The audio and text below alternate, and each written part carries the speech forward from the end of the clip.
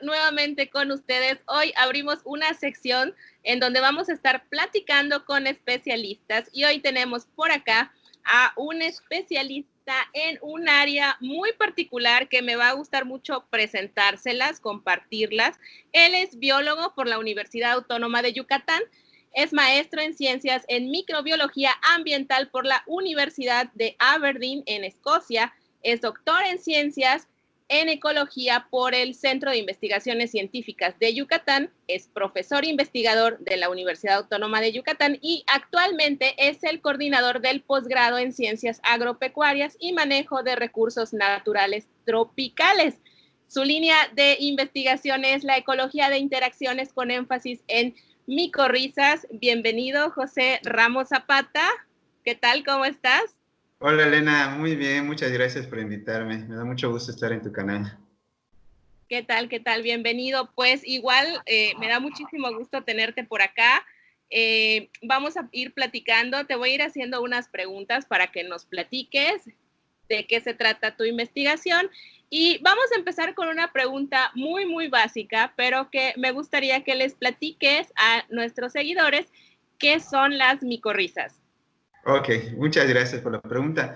Mira, las micorrizas, o la micorriza, en realidad es una interacción entre los hongos del suelo, que son benéficos, con las raíces de las plantas.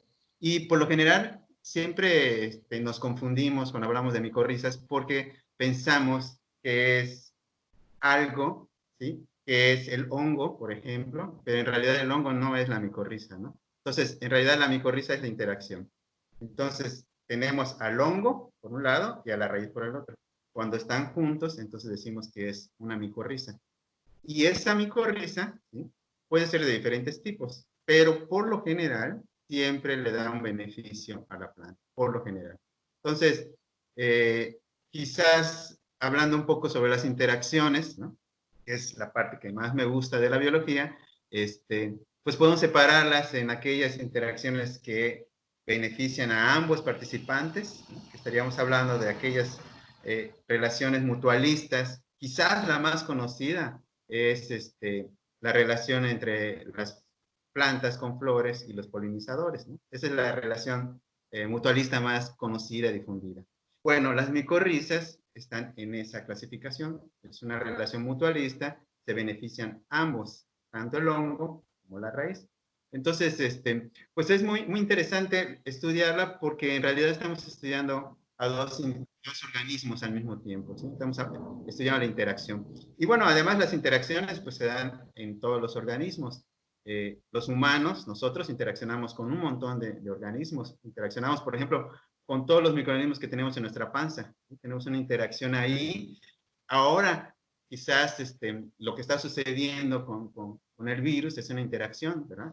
El virus COVID pues necesita reproducirse y utiliza a las células de los humanos para hacerlo, pero igual tenemos interacciones con otros organismos, ¿sí? que tomamos, no sé, ventajas de esa interacción. Por ejemplo, podemos tener a nuestras plantas y bajamos los frutos, los comemos y las semillas, pues las llevamos y las depositamos en otro lugar, entonces también estamos ayudando, ¿no? A que esa planta, ¿no? Se pueda crecer en otro sitio, ¿no? Se esté pasando. Esas interacciones, pues son en realidad muy importantes, ¿no? Y yo, en particular, pues estudio a la micorriza, que es algo a lo que me he dedicado en los últimos 20 años de mi vida. ¡Wow! 20 años, qué padre. Oye, y esta micorriza, ¿qué tan común es? O sea, la pudiéramos encontrar si, por ejemplo, alguien que nos esté viendo se quiere dedicar a hacer este tipo de investigación que tú haces, ¿tendría que irse mucho tiempo a buscarla? ¿Es fácil encontrarla? ¿Está en todos los ecosistemas? Platícanos de eso. Ok, sí, pues mira, la verdad es que esta interacción es de la más común que existe. Entonces, podemos encontrarla. Se dice en general que el 90% de las plantas terrestres del planeta tienen este tipo de interacción. Es más, se ha dicho, ¿no? En algunos círculos especializados en el estudio de la micorriza, que las plantas, en lugar de raíces, lo que en realidad tienen son micorrizas porque casi todas las plantas tienen ese tipo de interacción. Claro que el tipo de micorriza depende de dos cosas, del tipo de hongo que la establece y del tipo de planta en la que se establece. Entonces, tenemos diferentes tipos, pero la más común, podemos decir, sobre todo en los climas tropicales, es la micorriza arbuscular, ¿sí? Es un tipo de micorriza en particular que ustedes pueden encontrar en el patio de su casa. Seguramente de las plantas que ustedes tienen en el patio de su casa, la mayoría tendrán esa interacción. Ahora bien, el único problema es que para poder estudiarla se necesita utilizar microscopios, por ejemplo, para poder verla.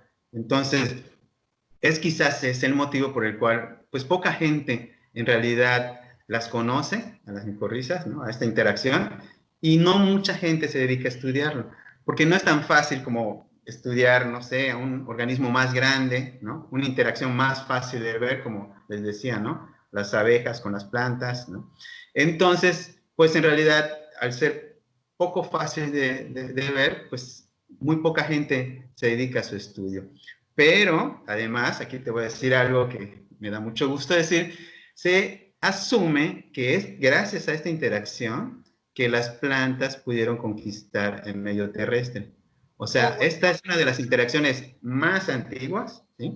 Y se dice que desde el Devónico, hace 460 millones de años, cuando las plantas empezaron a colonizar el medio terrestre, fue gracias a la ayuda de estos hongos, ¿no? Esta interacción les ayudó a poder colonizar el medio terrestre. Entonces, pues, pues es obviamente una interacción muy, muy antigua y muy interesante de estudiar, aunque es un poco complicado hacerlo, es verdad. claro, súper importante, ¿no? Seguramente está relacionada con la facilidad que tiene con la absorción de los hongos, ¿no? Para poder absorber estos nutrientes del suelo. Así es, claro. Qué bueno que me preguntas eso, porque uno de los principales beneficios que recibe la planta es precisamente eso, ¿no? La toma de nutrientes que están en el suelo, que se le va a pasar. El hongo lo toma y lo pasa a la planta. Y el hongo lo que recibe, como les comenté, es una relación en la que se benefician ambos. El hongo lo que está recibiendo, pues son azúcares que la planta produce por la fotosíntesis, ¿no? Entonces los dos tienen una relación de beneficio mutuo y esta relación por lo general está relacionada con la nutrición, tanto de la planta como del hongo, Qué ¿sí? Pero, interesante. sí, pero no es el único beneficio, fíjate, hay muchos otros Ah, sí, beneficios. Sí, se ha demostrado que protege a la planta del ataque de patógenos de raíces, por ejemplo. Eso es wow. bien interesante. Que Fíjate, eso no también, me la sabía. Qué bien. ya ves, porque además hay algo que no te faltó comentar cuando comenzamos, que tú tomaste clases conmigo Ah, en sí, la cierto. universidad. Y por eso me da mucho gusto que ahora tú seas la que me estás preguntando, ¿no? Cuando yo te preguntaba en el salón de clase, ¿lo recuerdas?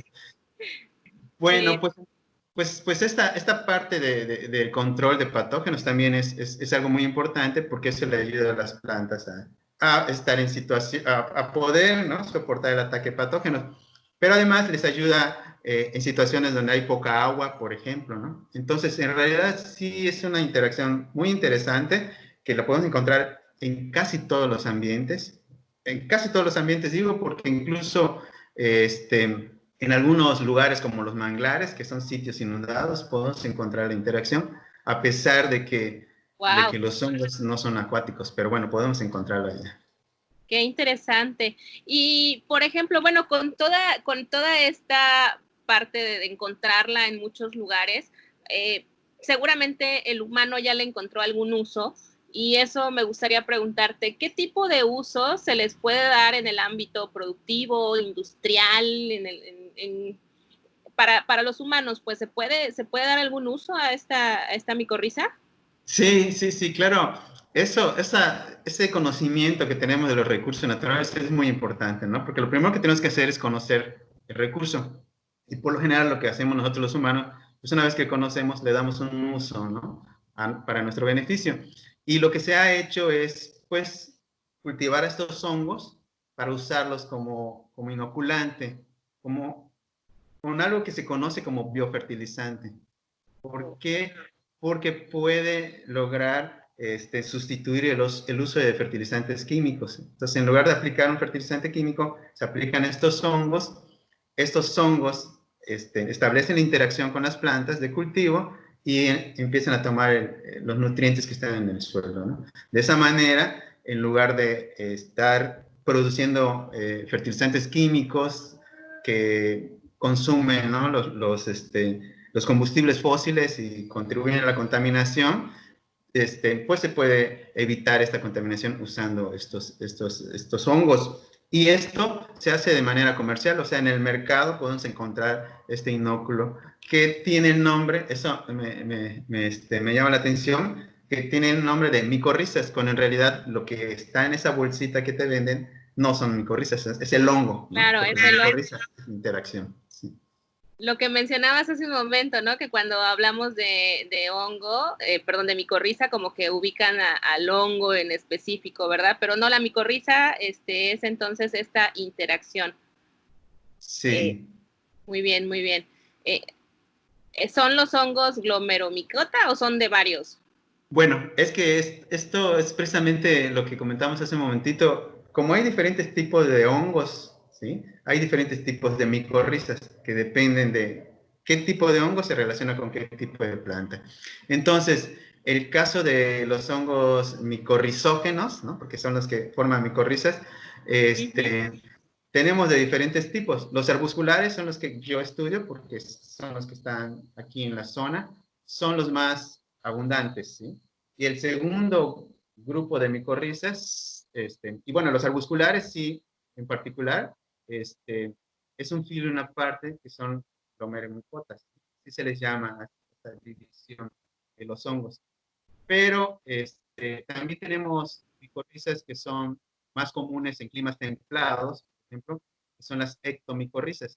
Y ahí es una interacción entre hongos y principalmente plantas de clima templado como los pinos, por ejemplo, ¿no? Los encinos. Y ahí hay algo muy curioso porque estos hongos sí producen, a diferencia de los hongos que producen micorriza arbuscular, estos hongos sí producen cuerpos fructíferos que son los champiñones, que es lo que vemos nosotros, ¿no? O sea, cuando pensamos en un hongo, lo primero que nos viene a la mente es la casita de los pitufos, ¿cierto? O el champiñón que nos comemos en la pizza. Pues esa parte que nos estamos comiendo en realidad son los cuerpos fructíferos, ¿sí? El hongo es una masa algodonosa que crece en el suelo, que siempre está, y ahora que es época de lluvia tenemos oportunidad de ver los cuerpos fructíferos y es que decimos, estamos viendo a los hongos, pero en realidad los hongos siempre están ahí.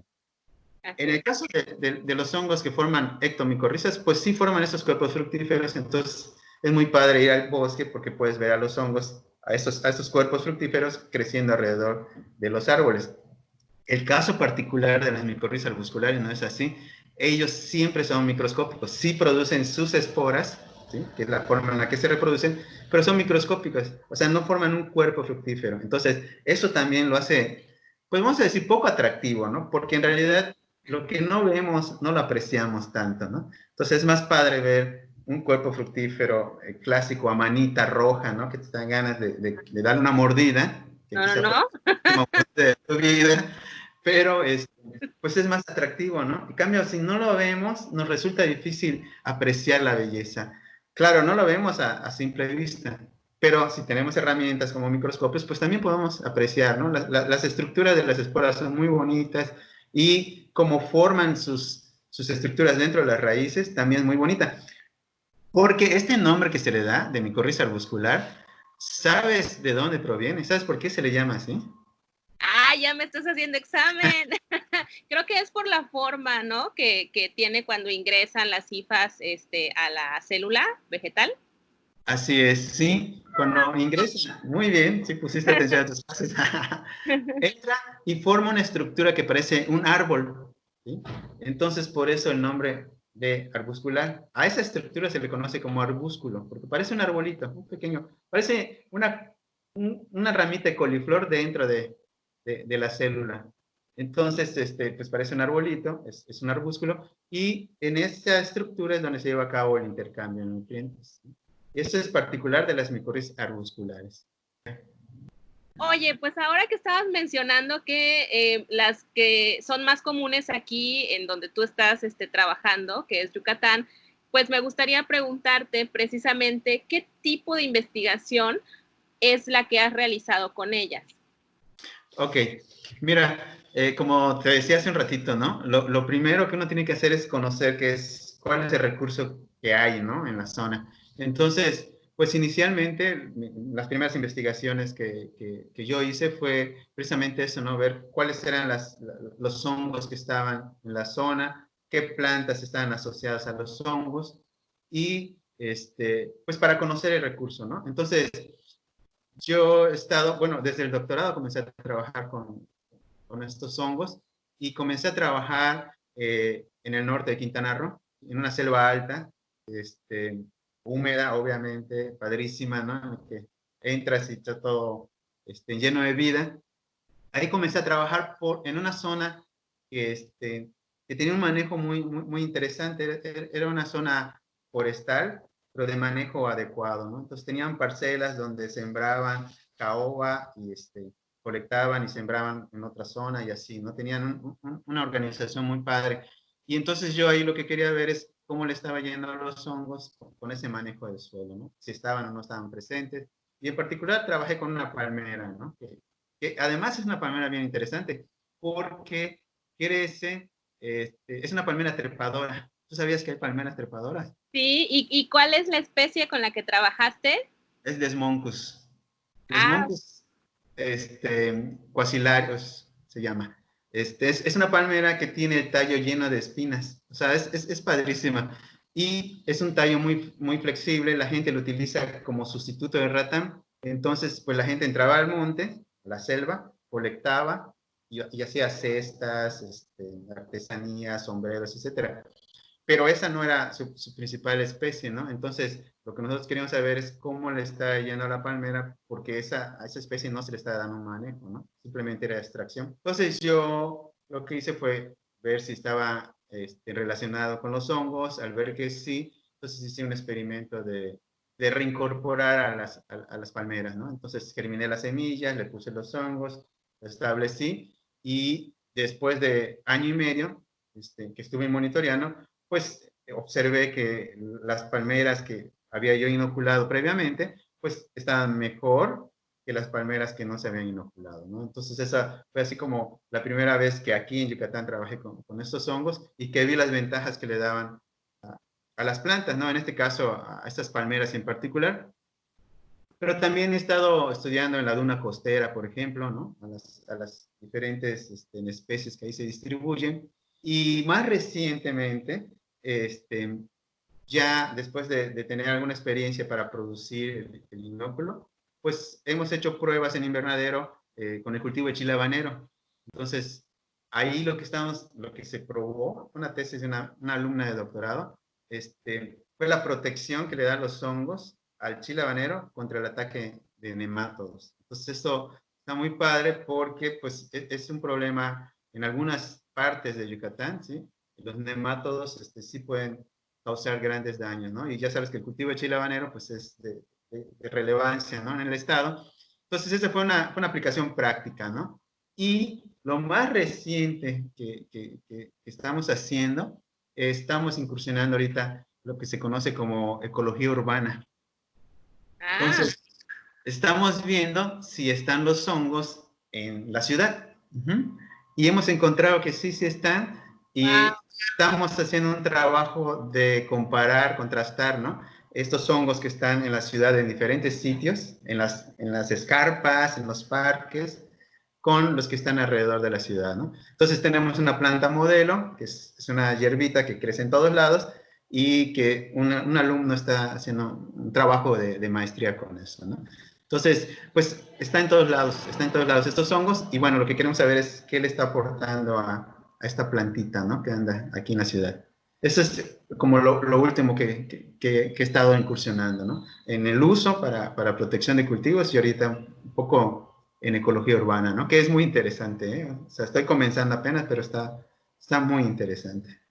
Qué padre. Oye, pero me encanta cómo es que somos los biólogos cuando hablamos de las especies con las que trabajamos, porque te escucho y me acuerdo mucho de muchos compañeros cómo hablan cuando estabas describiendo, no, es que es difícil verlas, pero son hermosas, o la palma que decías, muy bonita la palma, los que nos estén viendo en el video, sí, así somos los biólogos. De repente vas en el campo, en el monte y dices, ay, mira qué padre, y si vas con más personas que no son biólogos, a veces te quedan viendo como con qué le ves de bonito, ¿verdad? Pero entre biólogos nos entendemos y sabemos la belleza que hay en la naturaleza y en los organismos que estudiamos, definitivamente, ¿verdad? Sí, sí, yo creo que nos da la oportunidad esta carrera de apreciar cosas que quizás en otra carrera no hubiéramos podido apreciar, ¿no? Apreciar la belleza natural, ¿no? O sea, no sé, tener que levantarte a las 5 para ir al campo, ¿no? Y disfrutarlo, o sea, es así como, ¿qué le pasa, no? Está loco esta persona. Pero creo que nos da la oportunidad. Yo creo que los biólogos somos curiosos, ¿no? Y creo que nunca crecemos esa parte en nosotros, ¿no? Siempre seguimos siendo niños y no nos preocupa, ¿no? Externar lo que sentimos por las cosas con las que trabajamos, ¿no? Así es. Y en este ir y venir de trabajo, de investigación, ¿tienes algo que nos quisieras platicar como anécdota que te haya pasado a ti, a tus estudiantes durante este grupo de investigaciones que has realizado? Sí, mira, sí, tú sabes que cuando uno trabaja en el campo ocurren mil cosas, ¿no? Mil cosas desde que te asustan, no sé. Yo recuerdo bien en Jobonil, que es el rancho de la universidad, ¿no? Que es una zona donde, pues, a veces vamos y ahí hacemos estudios y tiene unas cabañitas donde uno se puede quedar, ¿no? Entonces, es una estación biológica, vamos, y está muy padre. En una ocasión fui con un grupo de estudiantes y empezaron a contar clásico, ¿no? Ya terminamos el trabajo de campo, cenamos, nos fuimos a dormir y antes de dormir pues empiezan a contar sus anécdotas de los aluches, ¿no? Ah, sí. Y estábamos contando estas anécdotas, no sé, de repente pues ya alguien dijo, no, es que sí, hay que dejarles cosas para que no nos vayan a molestar, ¿no? Entonces Oye, alguien... perdón que te interrumpa, platícales a los que nos están viendo qué son los aluches, porque hay gente claro, perdón. que es de Yucatán, Sí, entonces sí, sí, sí, platícanos. sí. Perdón, se me olvidó que eres internacional, que tu canal es internacional. Sí, pues, bueno, para empezar, aquí en Yucatán, sí, tenemos muchas costumbres, ¿no? Y una de ellas es, bueno, así como está la Xtabay, que quizás en otro momento Elena les platique de eso, están los aluches, que los aluches son como, ¿qué será el equivalente de los aluches? ¿Serán, los Como gnomos? duendes, ajá, o gnomos, ándale.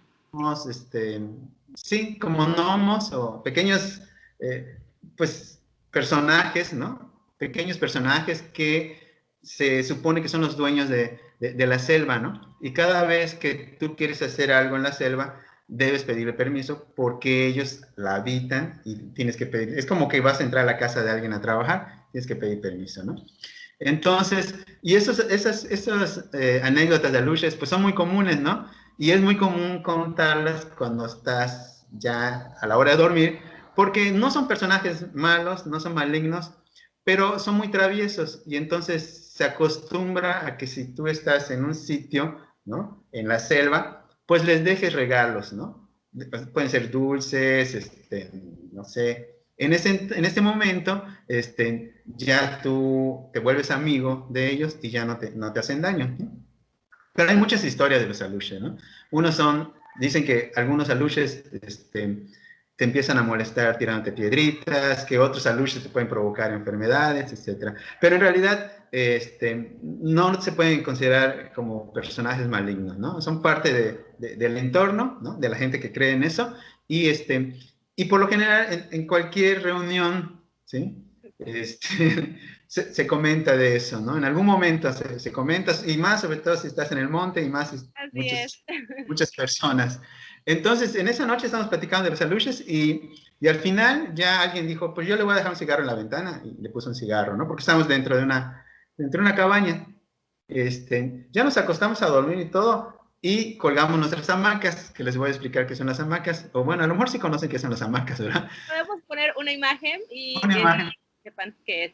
Ok, Aquí bueno, en pues edición, ahí está.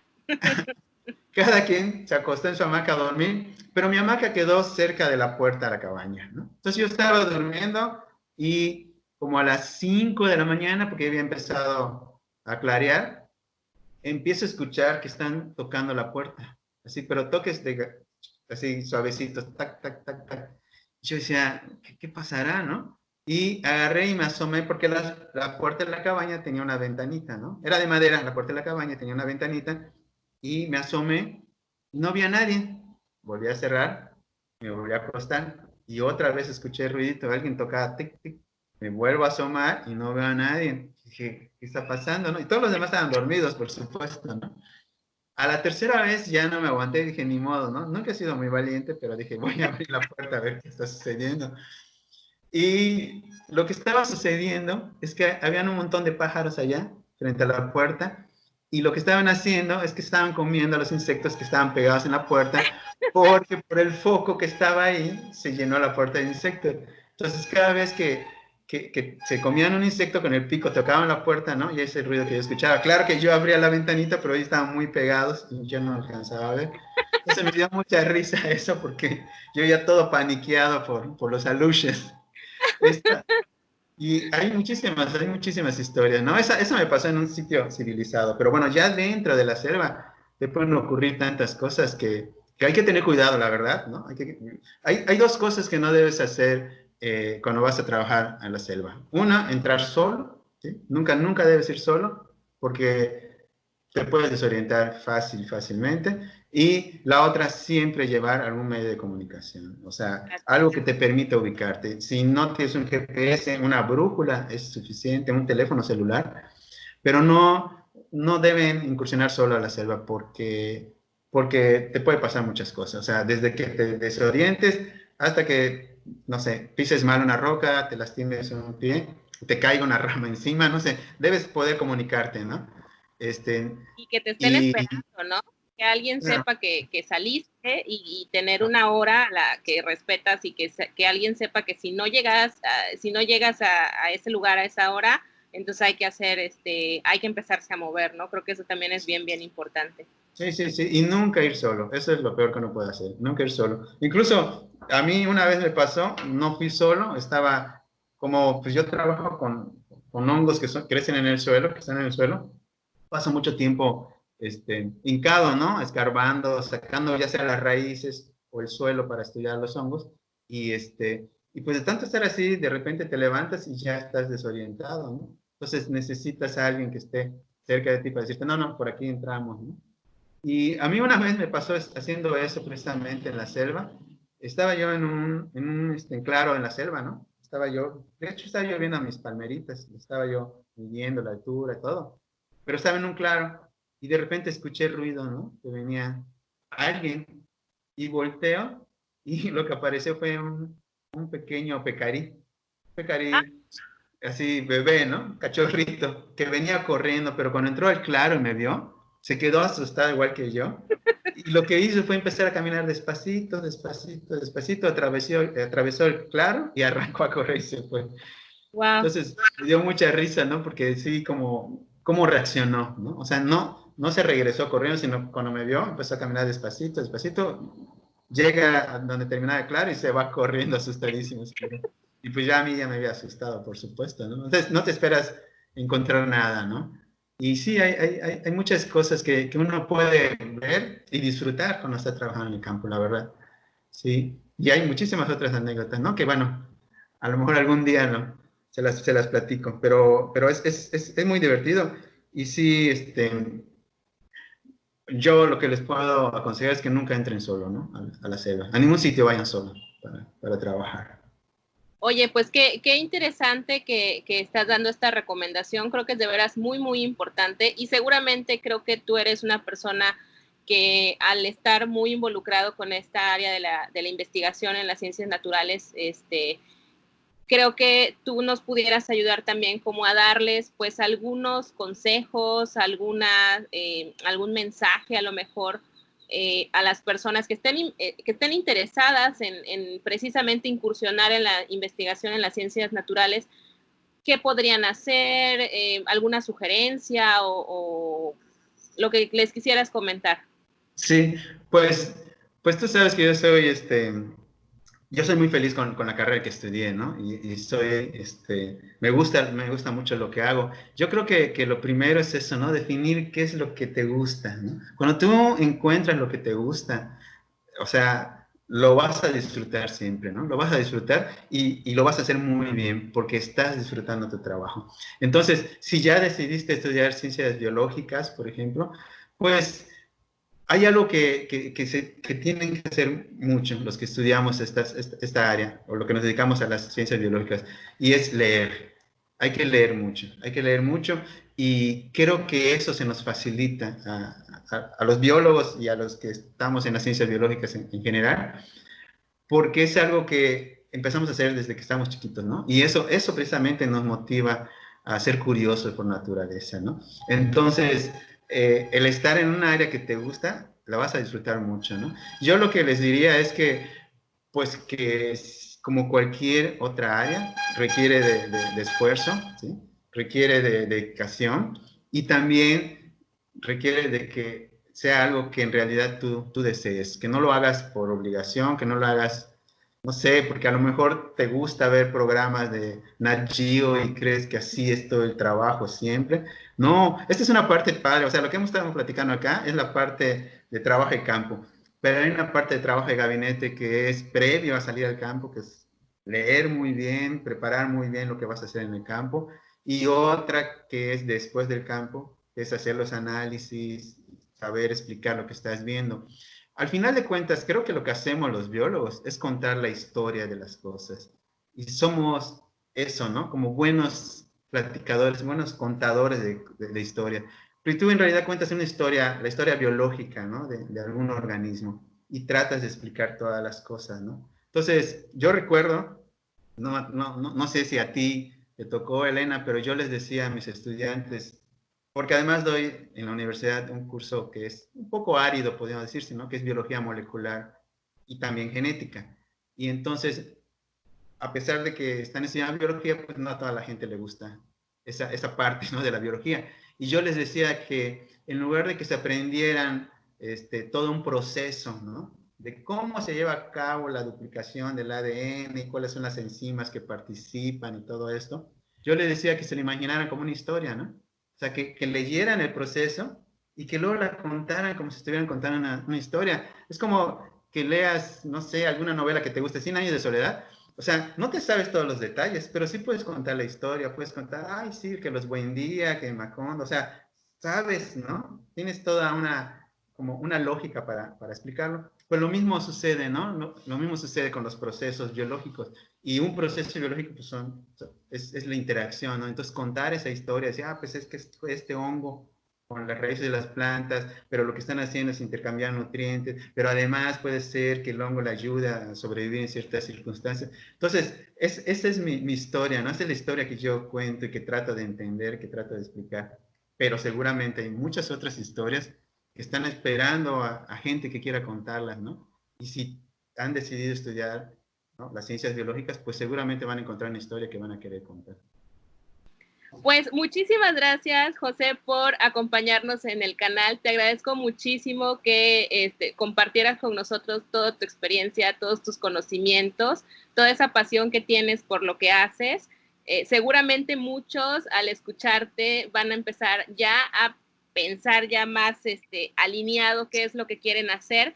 Me encantó poder platicar contigo, te agradezco tu tiempo y pues chicos, hasta aquí el video. Yo soy la bióloga Elena. Te agradezco me hayas escuchado y nos vemos. Hasta la próxima.